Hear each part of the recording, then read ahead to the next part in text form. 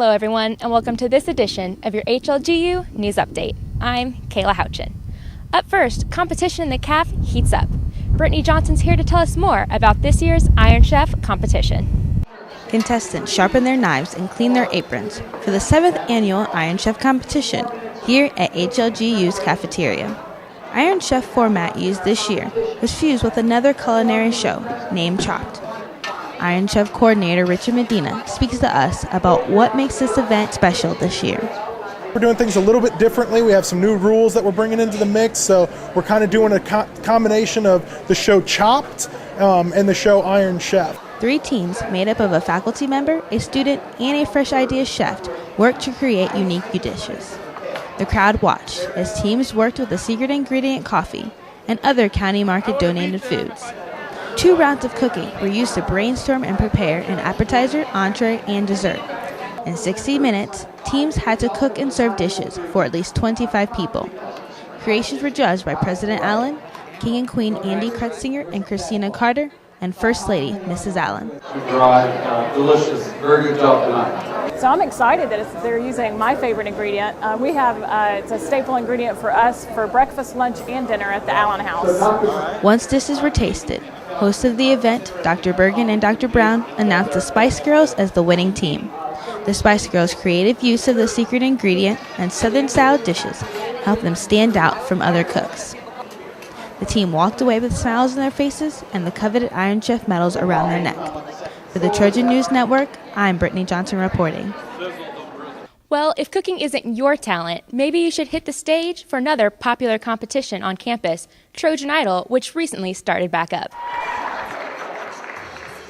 With 2 nights of back-to-back auditions, our own DeAndre Jackson has the inside look at the performers who got the golden ticket and those who did not.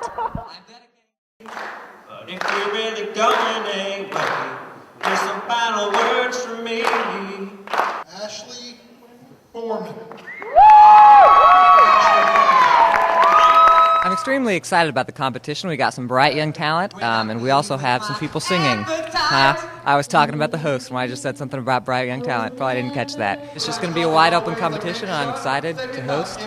Trojan Idol starts the first week of February. It's actually February 1st. I believe it's January 31st and February 1st. So it'll either take place in the Student Center or in the Parker Theater, depending on what crowds are going to be like and stuff like that. We've got a new judge, a new secret surprise judge coming in. I think he's going to really up the ante with our judging. Also, we have a couple of tricks up our sleeve. We might have some guest duets and things like that. We're really going to up the ante this year.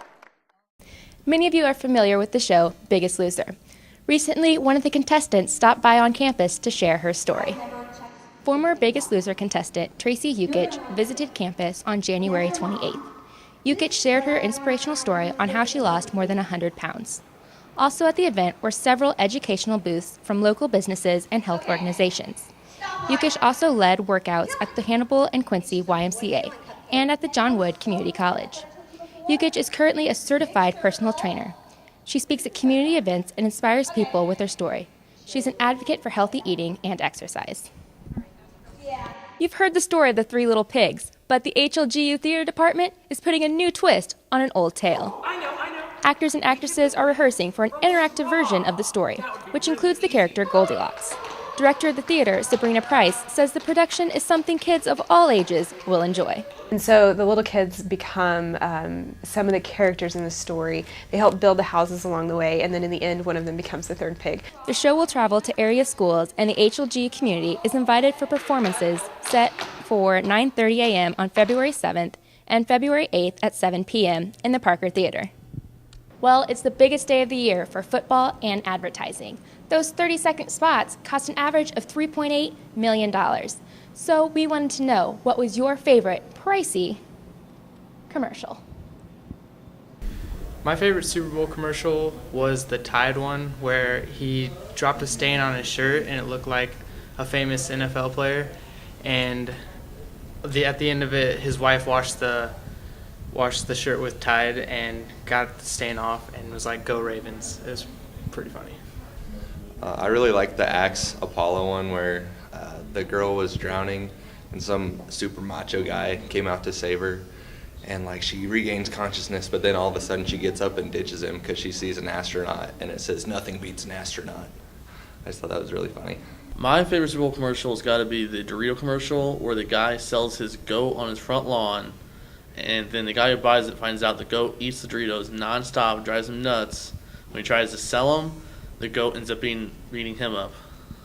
And finally, we leave you with a little bit of news about ourselves. The Students in Broadcast Project, the producers of this show, recently got the opportunity to tour KHQA, the local CBS affiliate in Quincy. We watched and observed during the 5 o'clock show.